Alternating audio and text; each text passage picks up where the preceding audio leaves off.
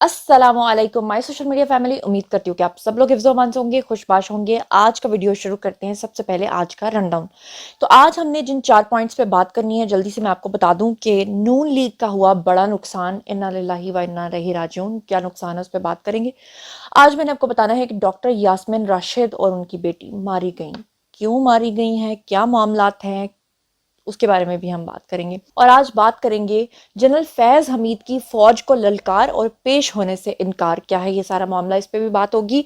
और हसान न्याजी फरार करवाने के केस में अली जैदी और हलीम आदिल के ऊपर जो फर्द जुर्म आयद हुई है उसकी तफसीलात, और इनकी टांग कैसे टूटी, ये लंगड़े कैसे हो गए, इसके ऊपर भी बात होगी। तो चलिए जनाब शुरू करते हैं पहली खबर से। शुरू कर लेते हैं सबसे पहले मुस्लिम लीग नून से। इन्ना लिल्लाहि व इन्ना इलैहि राजिऊन।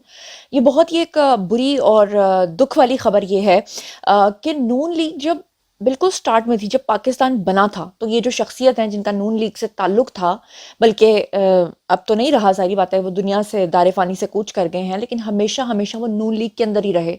उनको कितनी ऑफर्स हुई, उन्होंने कभी किसी दूसरी पार्टी को चेंज करने का नहीं सोचा। जी हाँ, मैं बात कर रही हूँ साबिक वजीर खजाना यानी कि सरताज अजीज का, जो कि इंतकाल कर गए हैं। और उनके हवाले से मैं आपको बता दूं कि जो एहसन इकबाल हैं, सबसे पहले उन्होंने ट्वीट करके सबको बताया था उनकी फौतीदगी के बारे में, और उन्होंने कहा था कि मुझे उनके साथ काम करने का एजाज़ हासिल हुआ और मैं उनके प्यार और रहनुमाई को कभी नहीं भूलूंगा।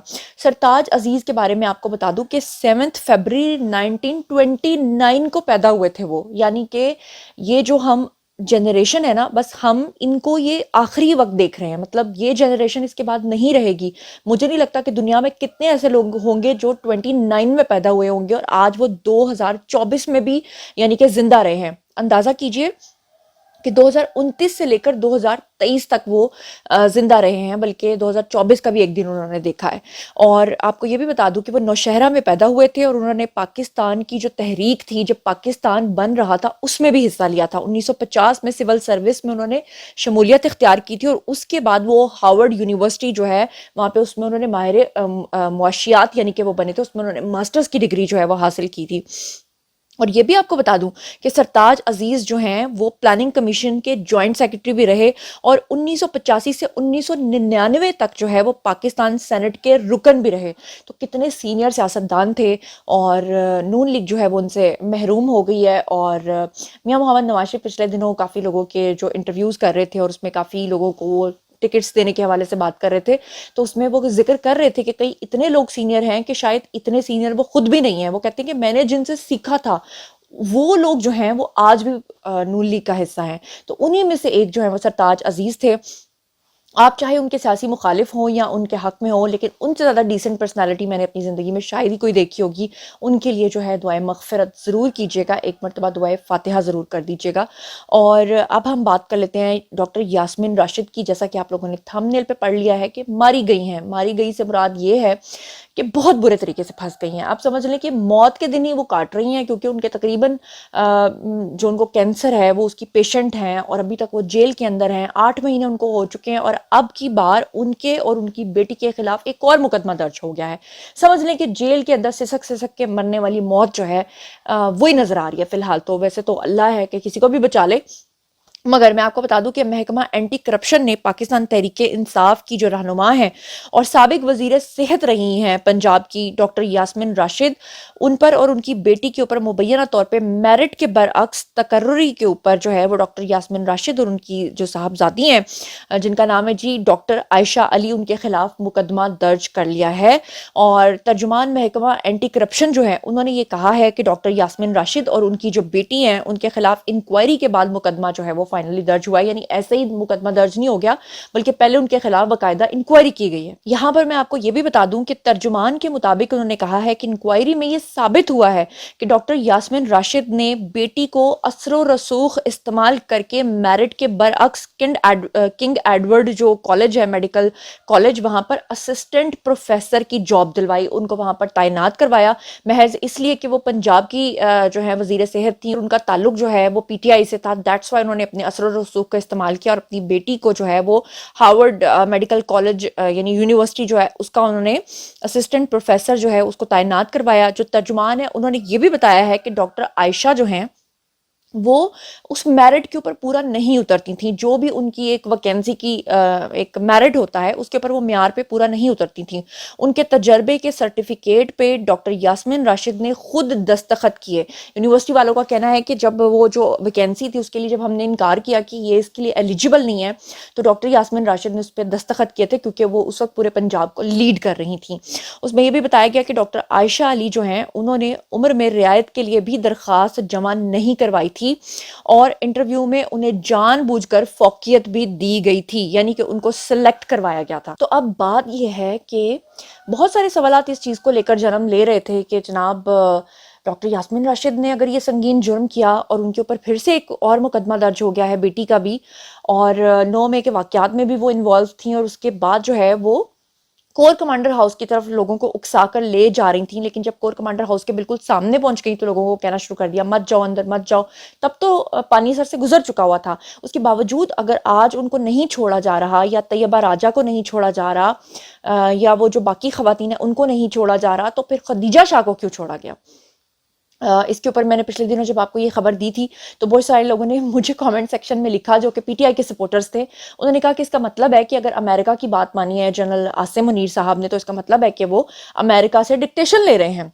تو بات یہ ہے کہ ماضی میں کتنے جنرلز جو ہیں وہ امریکہ سے ڈکٹیشن لیتے رہے ہیں. ایٹ لیسٹ جو عاصم منیر ہیں انہوں نے 1 سال کے بعد دورہ کیا.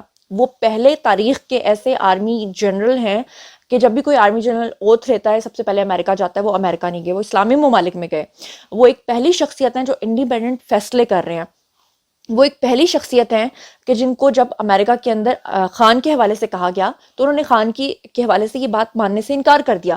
تو بات یہ ہے کہ اگر خدیجہ شاہ چھوٹ گئی اور آپ کو لگا ہے کہ امریکہ سے ڈکٹیشن لے رہے ہیں, تو اگر فرض کریں کہ وہ امریکہ کی یہ بات مان لیتے کہ وہ خان صاحب کو چھوڑ رہے ہیں تو پھر وہ بڑے اچھے ہو جاتے انسان, پھر وہ کوئی ڈیل نہ ہوتی. واہ سبحان اللہ, آپ کے کیا کہنے. اچھا جی, اب ہم بات کر لیتے ہیں فیض حمید صاحب کی. فوج سے ٹکر لے رہے ہیں اور اس وقت جو چل رہا ہے اس کے اپوزٹ ڈائریکشن میں چل رہے ہیں. بہت سارے صحافی اس وقت یہ خبریں رپورٹ کر رہے ہیں کہ فیض حمید صاحب جو ہیں ان کے ساتھ اب بھی جو صحافی حضرات ہیں وہ ان کے ساتھ ان ٹچ ہیں اور باقاعدہ فیض حمید صاحب سے وہ انسٹرکشنز لے رہے ہیں کہ کیا کرنا ہے, اور فیض حمید جو ہیں وہ اس وقت ٹکراؤ کی پالیسی پہ چل رہے ہیں.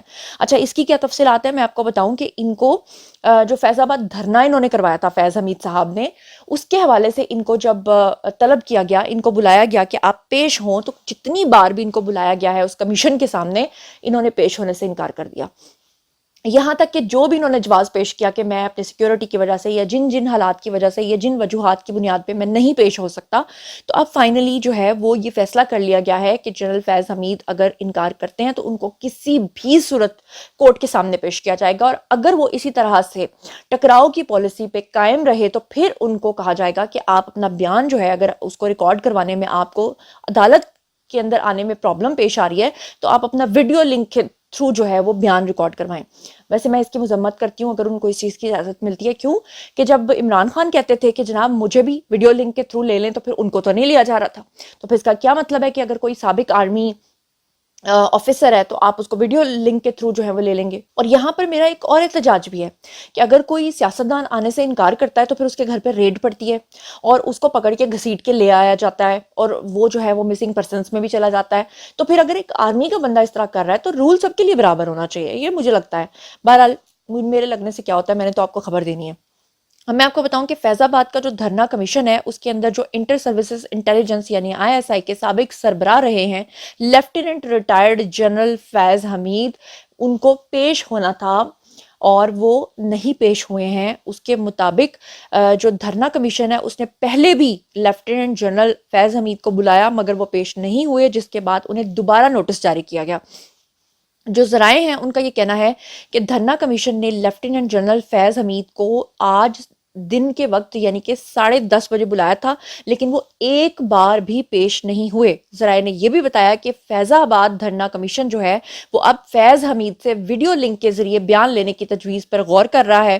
اور آپ کو یہ بھی بتاؤں کہ رواں سال یعنی کہ نومبر کے اندر نگران حکومت نے فیض آباد دھرنا کیس کے اندر عدالتی فیصلے پہ عمل اور ذمہ داروں کا تعین کرنے کے لیے انکوائری کمیشن تشکیل دیا تھا, اور ڈاکٹر اختر شاہ جو ہیں ان کی سربراہی میں فیض آباد دھرنا کمیشن سپریم کورٹ کے حکم پر کام کر رہا ہے۔ یہ بھی آپ کو بتا دوں کہ کمیشن کے جو سابق آئی جی طاہر عالم ہیں اور ایڈیشنل سیکرٹری وزارت داخلہ خوشحال خان ہیں، یہ بھی اس میں شامل ہیں۔ ٹوٹل ملا کے یہ 3 افراد ہیں اور ان کو سپریم کورٹ کی طرف سے مکمل اختیار دیا گیا تھا کہ آپ لوگ فیصلے بھی کر سکتے ہیں۔ 3 رکنی کمیشن کے سامنے سابق وزیر اعظم شاہد خاقان عباسی اور سابق پرنسپل سیکرٹری جو وزیر اعظم کے رہے ہیں یعنی کہ فواد حسن فواد سمیت کئی افسران جو ہیں وہ اب تک پیش ہو چکے ہیں۔ ان تمام نے اپنے جو بیانات ہیں وہ ریکارڈ کروائے ہیں، یہاں تک کہ شہباز شریف تک کو بھی بلایا گیا تھا، کیونکہ جو فیض آباد دھرنا ہوا تھا، جس طرح سے وہ پلاننگ ہوئی تھی، جس طرح سے وہ سازش ہوئی تھی، اس کے جو ماسٹر مائنڈ تھے مبینہ طور پہ وہ ہیں جی فیض حمید۔ لیکن اب فیض حمید جو ہیں وہ پیش ہونے سے انکار تو کر رہے ہیں، لیکن آپ کو لگتا ہے کہ آنے والے دنوں میں وہ اس سے بچ نکلیں گے؟ مجھے لگتا ہے کہ وہ اس سے نہیں بچ سکتے، چاہے وہ کتنی بھی کوشش کر لے، کیونکہ سپریم کورٹ نے اب کی بار یہ جو 3 رکنی بینچ بنایا ہے ان کو پوری آزادی بھی دی ہے کہ وہ کسی بھی طرح کا فیصلہ کر سکتے ہیں۔ اور جاتے جاتے اب آپ کے ساتھ آخری خبر بھی شیئر کرتی چلوں کہ کراچی کی جو مقامی عدالت ہے اس نے فائنلی فیصلہ کر دیا ہے، فرد جرم عائد کر دی ہے علی زیدی اور حلیم عادل پر۔ دونوں کا تعلق پی ٹی آئی سے تھا اور دونوں کے اوپر فرد جرم جو ہے وہ عائد ہو چکی ہے۔ اس کی تفصیلات میں ذرا آپ کو بتا دوں، اور عدالت کے اندر جب یہ ان کے صاحبان پیش ہوتے ہیں تو لنگڑا کر چلتے ہیں، اور کسی کی ٹانگ ٹوٹی دکھائی دیتی ہے، کوئی روتا دکھائی دیتا ہے، کسی کی کوئی وہ پیڑے دہاڑے، پیڑے حال تو پتہ نہیں، پیڑے دہاڑے اس طرح کی پنجابی کی کوئی بات ہے، وہ مجھے بتائیے گا کہ ایگزیکٹلی کیا ہے۔ اچھا، اس کی تفصیلات آپ کو بتا دوں کہ کراچی کے جو جوڈیشل مجسٹریٹ ہیں انہوں نے سٹی کورٹ سے حسان نیازی کو فرار کرانے کے کیس کی سماعت کی، یعنی حسان نیازی کو اپنے گھر میں پہلے پناہ دی اور پھر اس کو فرار کروا دیا، جس سلسلے میں پولیس نے حلیم عادل کو عدالت کے اندر پیش کیا، جبکہ علی زیدی بھی عدالت کے روبرو جو ہیں وہ پیش ہو گئے۔ سماعت کے دوران پولیس کی تفتیشی افسر نے عدالت کو بتایا کہ ملزمان پر جو ہے وہ حسان نیازی کو سٹی کورٹ سے فرار کروانے کا الزام ہے اور مقدمہ تھانہ سٹی کورٹ میں درج ہے۔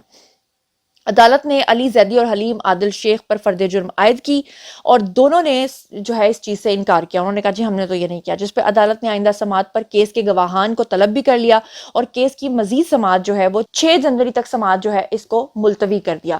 تو بہرحال جناب جی یہ تھیں آج کی خبریں، اب باری ہے جی آپ لوگوں کی، آئیے کامنٹ سیکشن میں اور مجھے بتائیے کہ نون لیگ کا جو بڑا نقصان ہوا ہے، اتنے سینئر سیاستدان دنیا سے چلے گئے، اس پہ ڈاکٹر یاسمین راشد کی بیٹی کے اوپر جو اب مقدمہ درج ہوا ہے، ڈاکٹر یاسمین راشد اب نظر نہیں آتی کہیں بھی، اور جنرل فیض کا فوج کے ساتھ ٹکراؤ، اور ان تمام جتنی بھی خبریں آپ کے ساتھ شیئر کی ان کے بارے میں آپ جو کچھ بھی سوچتے سمجھتے ہیں کامنٹ سیکشن میں آئیے شیئر کیجیے، پرسنلی جواب دوں گی۔